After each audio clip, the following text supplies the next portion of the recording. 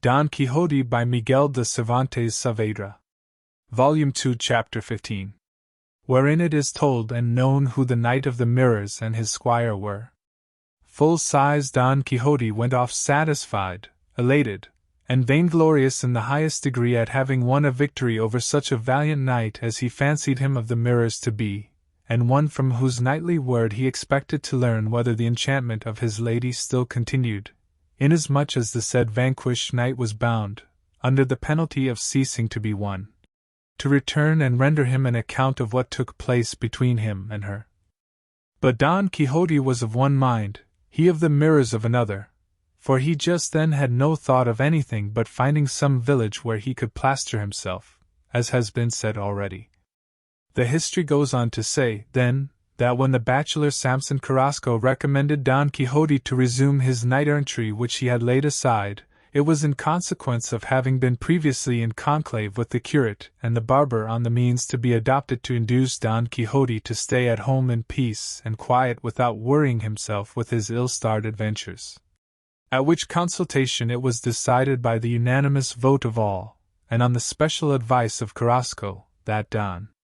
Quixote should be allowed to go, as it seemed impossible to restrain him, and that Samson should sally forth to meet him as a knight-errant, and do battle with him, for there would be no difficulty about a cause, and vanquish him, that being looked upon as an easy matter, and that it should be agreed and settled that the vanquished was to be at the mercy of the victor.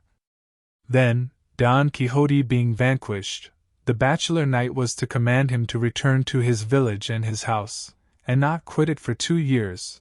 or until he received further orders from him, all which it was clear Don Quixote would unhesitatingly obey, rather than contravene or fail to observe the laws of chivalry, and during the period of his seclusion he might perhaps forget his folly, or there might be an opportunity of discovering some ready remedy for his madness. Carrasco undertook the task, and Tom Cecil, a gossip and neighbor of Sancho Panza's, a lively, feather-headed fellow, offered himself as his squire. Carrasco armed himself in the fashion described, and Tom Cecil, that he might not be known by his gossip when they met, fitted on over his own natural nose the false masquerade one that has been mentioned, and so they followed the same route Don Quixote took, and almost came up with him in time to be present at the adventure of the cart of death and finally encountered them in the grove,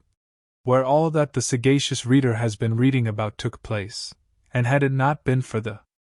extraordinary fancies of Don Quixote, and his conviction that the bachelor was not the bachelor, Señor Bachelor would have been incapacitated forever from taking his degree of licentiate, all through not finding nests where he thought to find birds.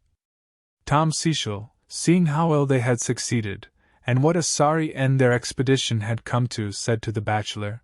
"Sure enough, Señor Samson Carrasco, we are served right. It is easy enough to plan and set about an enterprise, but it is often a difficult matter to come well out of it. Don Quixote a madman, and we sane, he goes off laughing, safe and sound, and you are left sore and sorry. I'd like to know now which is the matter, he who is so because he cannot help it, or he who is so of his own choice." To which Samson replied,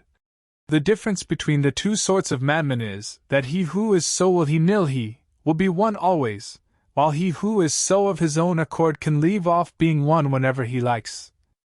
"In that case," said Tom Cecil,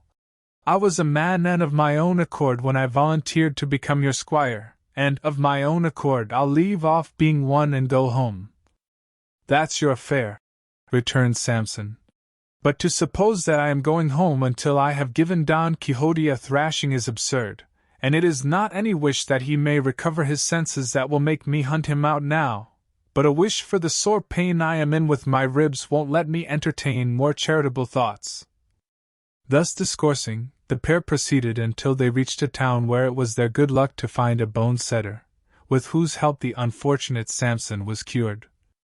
Tom Cecil left him and went home, while he stayed behind meditating vengeance, and the history will return to him again at the proper time, so as not to omit making merry with Don Quixote now.